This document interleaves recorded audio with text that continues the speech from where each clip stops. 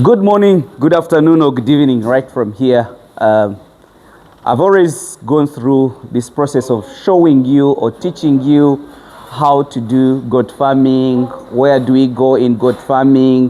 What does it require to have goat farming? How do you make money out of goat farming?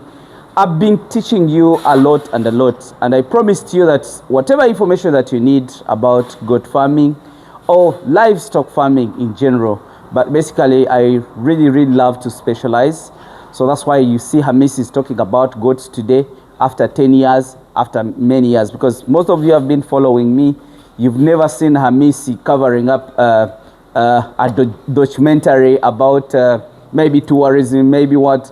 I'm specific because I have a target and I have a reason. Today, I'm in Ghana. I told you I have partners in South Africa. I have partners in Ghana, and we are creating more other partners. And actually, as soon as possible, maybe we shall be going to Liberia, Grenada, Namibia. So we are going to be all over. And all in all, the reason is going into goat farming. We really need to open up our mind. Today, I have a visitor, and that visitor, I want all of you guys to settle down, have your pens, take off all the problems, because he's very important as far as goat breeding is concerned. And he has done a lot about the industry. We have the same madness because he talks about goats all the time, and the same like me. So we are two mad people that you're going to see. We are going to be sharing a lot of things, and how can people make money. The guy I have right here besides me, he will tell you about his names, but the brief background I can give about him, he's a guy. I even want to say it in silence. He's a guy who made, but we call it breeding, who thought about of Kalahari. He bred it. And whichever saturation that you see all over the world about red Kalahari, he is the brain behind its starting. He will tell us, I don't want to be a bad person who always talk in front of the people. And here he is. Sir, you're welcome to the YouTube channel of Ham Animal Breeding Farm. We've been friends for some time, but right now I want you to talk to my people. You're going to explain to them the entire story. You're talking to over 100,000 people, and the channel is having over 15 million people. I think when they bring all those people behind you and they say they want to listen to you, you can run. But I know you can't run, being that you're tall. You're welcome. Thank you. And I would like you to introduce yourself in very good names. I want to know your location. These people want to know your company name, where you stay. Do you allow them to come and check on you? Do you want to do business with them? So please, you're welcome. Tell us your name, and I'll ask you all the entire story. Yeah, thank you very much, Amishi. Yes. And number one, for the privilege to be here with you. Yes, sir. And to share the information with such amount of people. And hopefully we can double up your viewers with this. Yeah, I know it will. No, I'm joking. Yes. But it's such an honor. It's being the same mind. I think our main focus, I like to say, this is part of the renaissance of Africa. And we are doing what we can to genetic empower all of Africa. Wow. So this is the idea, and we are willing to help in regards of genetics, provide service. All of this is what we are willing to do to help the people to move from communal farmers to commercial farmers. Wow. Then just about my background, I'm Albie Horn. I'm from South Africa. We've got two production farms. The one is in the center of the country. It's called the Karoo. Our stud name is Albion Stud. Albion has been since 1965. That is how old our stud is. Wow. And then another production farm is in Kuruman. It's up in the Northern Cape. close to the Kalahari. So you've got one Kalahari facility and one Karoo facility. These two production facilities. Our quarantine facility is situated in Kuruman. And yeah, we are very fortunate to be in the export market and supplying genetics for the past 30, 35 years. We specialize especially in Kalahari Reds, the Boer goats. We are breeding and exporting blackberry goat, the Dorpers, white Dorper, and also Meat Master, and that's basically what we do. Wow.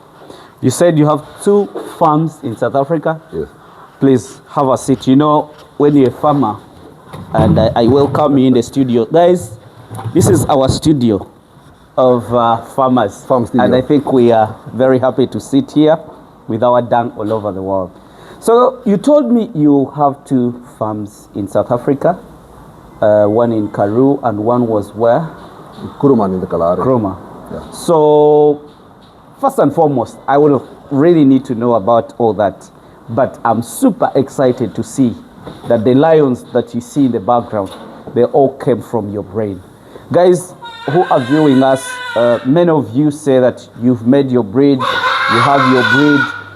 This is very important. This man is going to tell us, when do you start to say that this is my breed? What is required in making up a breed? How did you start, my brother, to think about, first give me a background. Was your father a farmer? Was your grandpa a farmer? Are you a vet? Are you an extension service? I really need to know where all that interest comes from. Well, it's actually a bit of both. Yeah. Yes. And yeah, we are fortunate. We are third generation farmers. Okay. Yeah, and Third generation means your was a grandfather, farmer, yeah. and his son was a farmer. actually 4 generations, but I'm talking about now stud farming. So stud farming we started in 1965. Till 65 it was commercial farming, just commercial. And yeah, so the stud farming part of it I inherited, and the love for it I inherited from my father, Albie Horn. And you know, it's besides, well, since I was born, I was into farming. And if people ask me, when did you start farming? I said, when I was born. And So you're born in it. yeah, so the love for this created my love for goats. And you know, and interesting enough, both my great-grandfathers also farmed with goats. So it must be something in our genes as well. And besides the other animals that we farm with, whether it is goats or cattle, but the love for the goats brought me to a point where, you know, I've got a very practical approach towards life, well farming, and a very natural approach. So I identified certain shortcomings in goat breeding. And my background is, well, after school, I matriculated in our hometown is called DR. I went to the university. I've studied small stock science. With some of my main subjects is animal genetics, small stock genetics, reproduction, feeding, grazing, and you know, through my studies I've met a lot of people, and also I with the not really shortfalls, I wanted to create something, a goat breed that was special. So I identified the shortcomings, and well, that time I didn't even know it's going to get this big. Wow.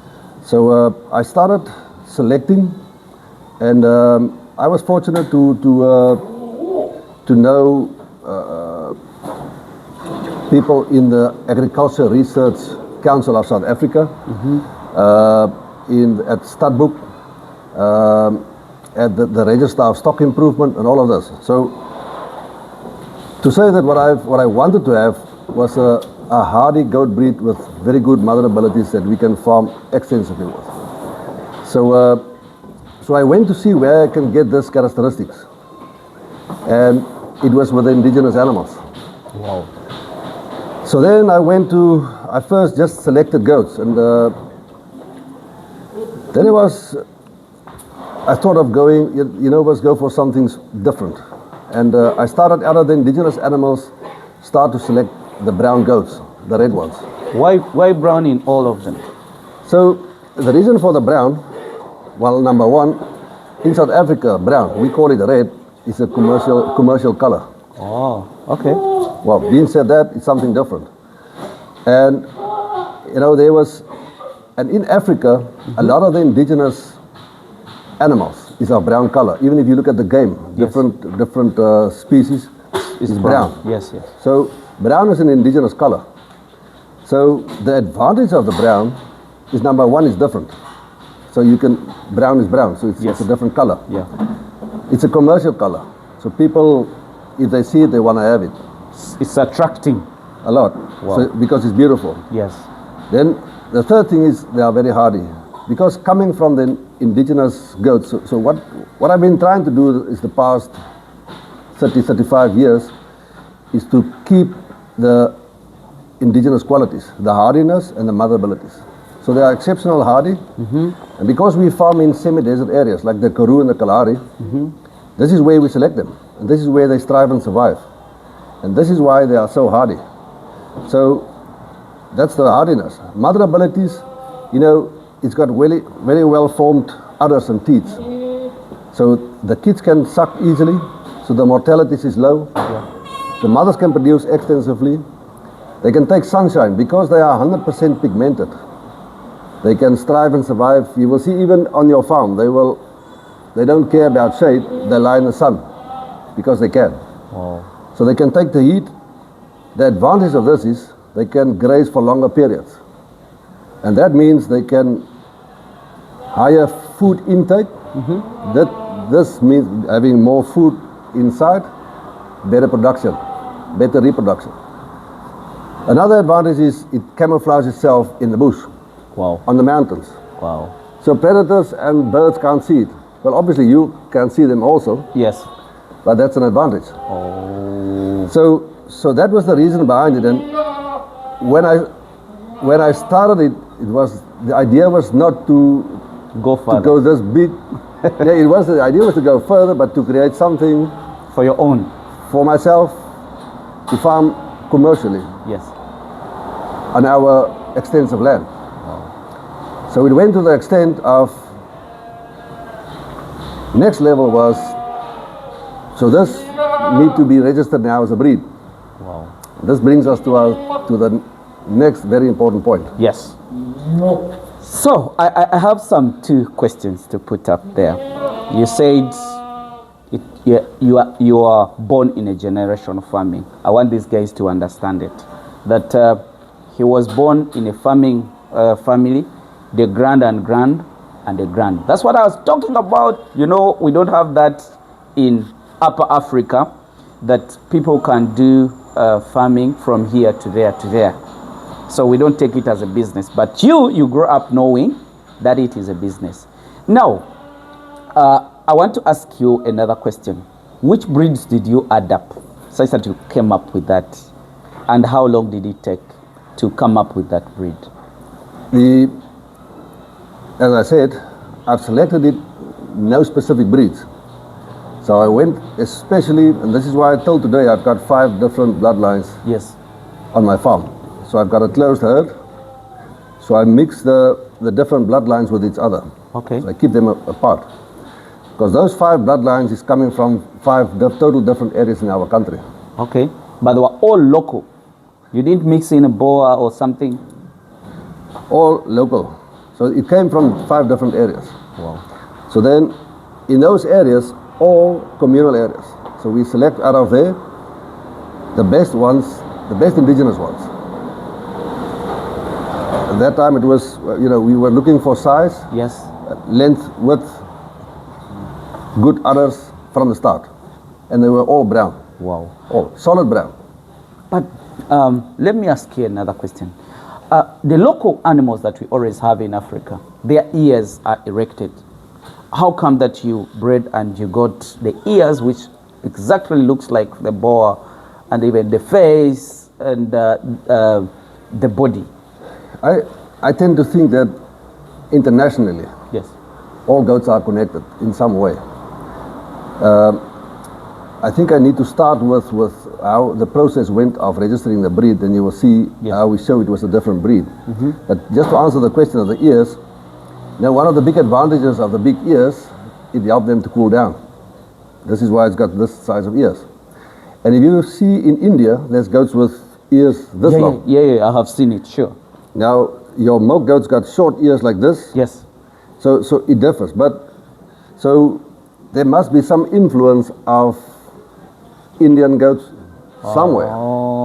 Because what happened is, and this is how, if you go back, if you see how goats migrated from parts of the world. Yes. And especially South Africa. Yeah. People were coming with ships to South Africa. Yeah.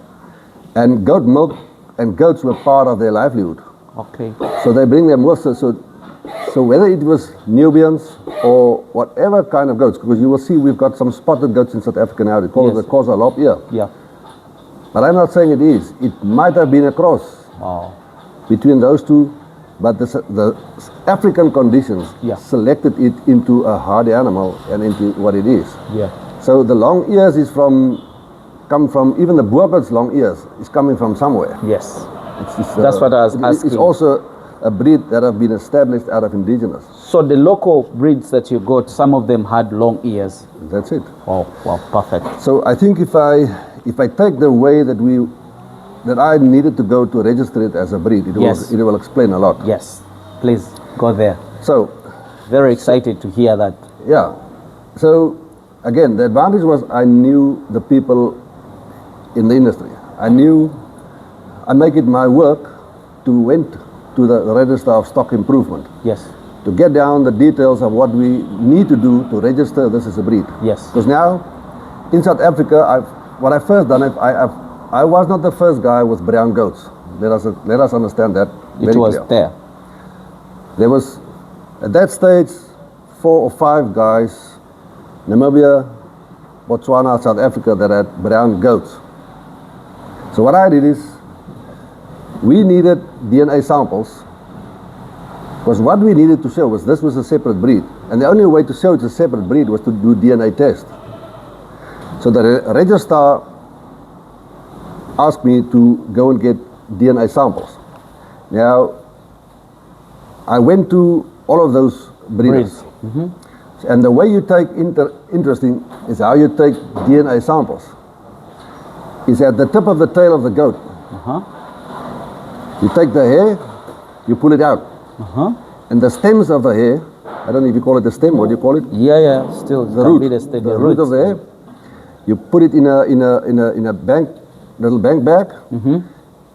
We tag the goat with they do have tags. The details of that the details of that animal. So out of those 3-4 breeders, I took 268 samples. Wow. That was representative of all the goats in the area in South Africa. of the herd, of the local herd. Yes. There wasn't any other. So then we need to go through the whole process. Yes. To do the DNA test. And luckily we received from the FAO from America funds to do the DNA test because it's very expensive. Yes. So we did the DNA, and now they call it cluster.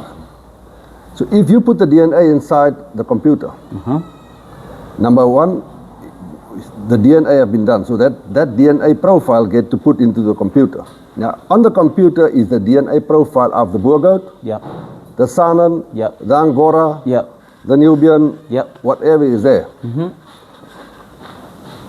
So if it goes in, you will see that all the little pins, if you take that goat, you do the DNA, you put it in, it will cluster there on the left corner on top because it's a boer goat. Yes. If it is a crossbreed between a boer goat and an Angora, it will cluster. Show you. It will show in the middle. It will make a little dot in the middle between the boer goat and the Angora. If it is a separate breed, it's totally clustered on its own. Another one, separately. And this is what happened. Oh. So then we proved that this was a separate breed by DNA, which was required to register. Wow. Then I went to the extent with those 5 farmers, because then I got them together. Okay. Because something like this, you can't do it alone. Yeah, you get it. So brought them together, told them what it's all about, and this is why when I started writing articles about what we are doing. And then we need to go to the extent to give the breed a name. So there were different names on the table. My suggestion was Kalahari Red. Why? Why? That's a question. So, number 1 is Kalahari is an international renowned name. The word Kalahari, because there's the Kalahari Desert. We learned about it. You learned about it. Yeah. A guy in Russia knows where's Kalahari. Yes. So it's very specific area. It's Kalahari. Number 1. Secondly, this is where the breed was born. I stay in the Kalahari. Kuruman is on the side of the Kalahari. It's I always call it the capital city of the Kalahari. So the Kalahari also showed towards the harshness of the area. So that shows toward the hardiness of the breed. And then I took the red, which red is a bit of English, but that shows towards the color of the animal, but the red sand of the Kalahari as well. So it was Kalahari Red. Wow. And it's if you say it, all the R's make it a nice word to say, Kalahari Red. Simple, and, precise. Simple. And you know, it's I've done this without knowing to the extent it's going to grow. And this is one thing, a serious thing I want to share with the viewers. Yes. It's the fastest growing small stock breed in the world. To such an extent, and let us remember to touch on the Renaissance of Africa. To such an extent, this is why there's only such an amount available in South Africa.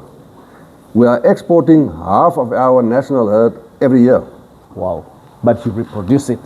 We reproduce it and we multiply the quality every year. We multiply it. Wow. We export quality, but the and superior stay. The quality. We export superior as well, but that gene pool stays. And we are now, there's a lot of Kalahari breeders. I think to a point where there's 300 registered stud breeders. For Kalahari just stud. The commercial ones, a lot more. Wow. Oh, that's very good. You know, this information, I can't thank Mr. George enough to let me meet you and discuss with you, because for sure this information is a multi-million information. And what I want to tell you, you must be also a multi-million, because, you know, inventing something, you can see more. It goes viral. I can't even see the stomach.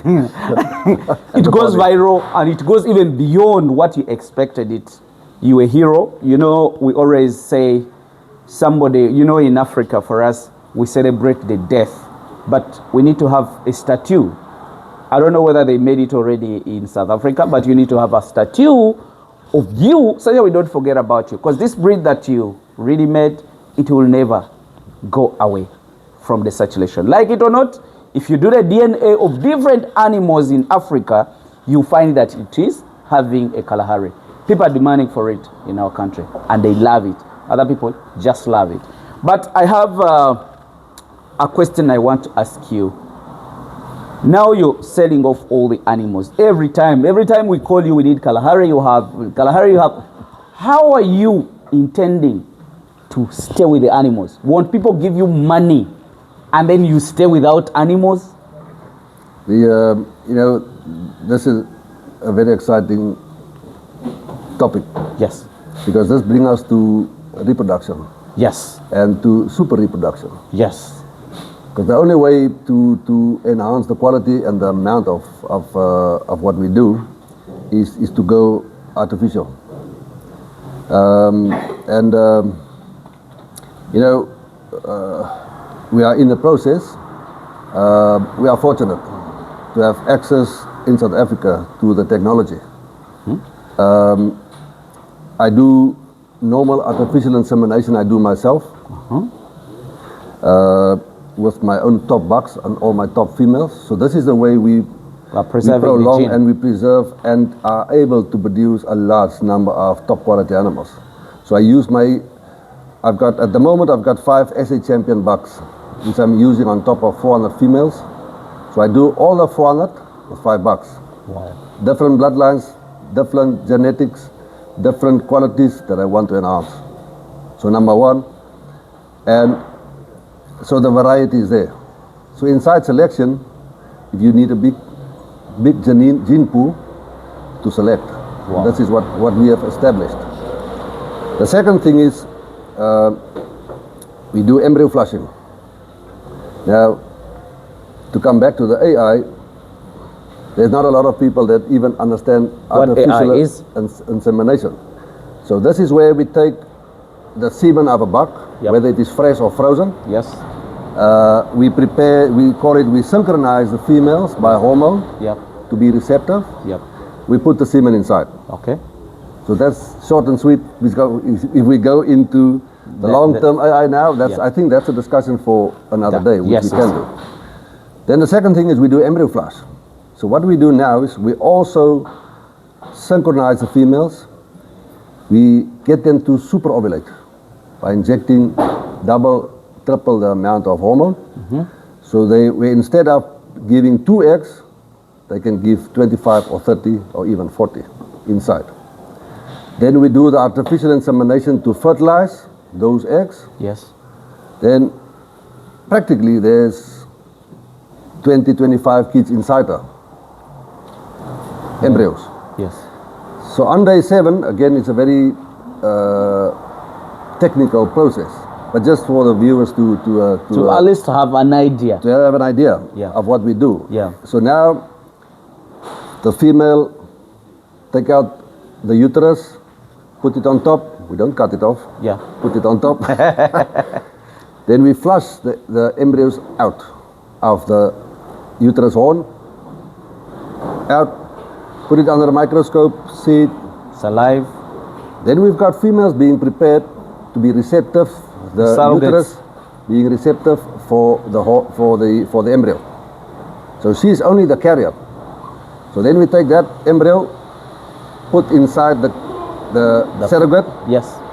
Put one that side, put one that side. The beauty of the technology. You put 2 embryos in one? No, put 2 embryos in one embryo in one horn, and the other one in the other horn. Wow. So you wanted to produce 2 of them? Yeah, but because the goat can. Yeah. But the new technology, we can even split one embryo into 2. Whoa. And put in both. Can put in both. Wow. So you can do more females. You ask the question how we can optimize the amount of animals. This is how we do it. Wow. Next thing that we've got is you can even decide if you want male kids or female kids. Sexed.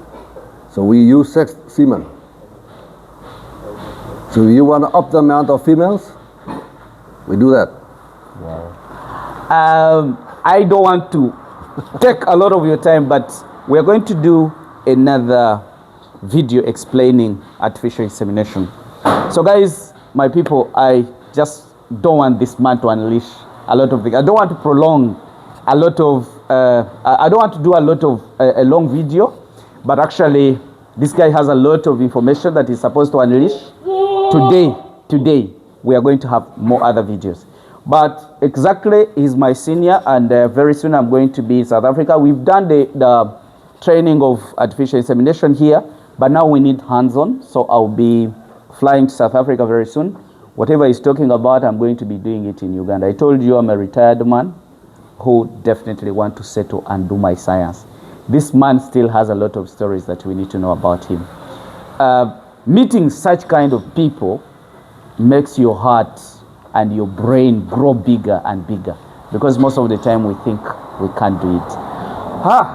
Mr. Horns, I'm getting back to you, and I think for this first episode, say bye-bye to my people, and maybe if there is something you want to tell them before we close up this, please, the floor is yours.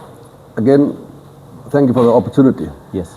And also, for having the opportunity to create this, we call it a hub here. Yes. And for the viewers, we have created this channel to supply genetics. This animals that you see here is from South Africa, from my farm. So I'm the breeder, exporter. We've got our export agent, Mr. White, importer. You are our partner on the technical, being a vet. Yep.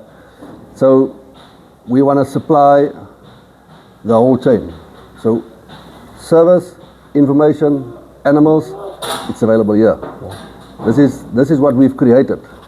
And in Ghana, in Uganda, in Kenya, this is what we're going to establish. And we are opening up others in Grenada, Liberia, and Namibia very soon.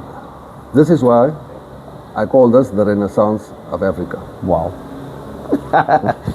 I can't wait, this man. You know the bad thing I hate about him, when I stand here, I can't hug him.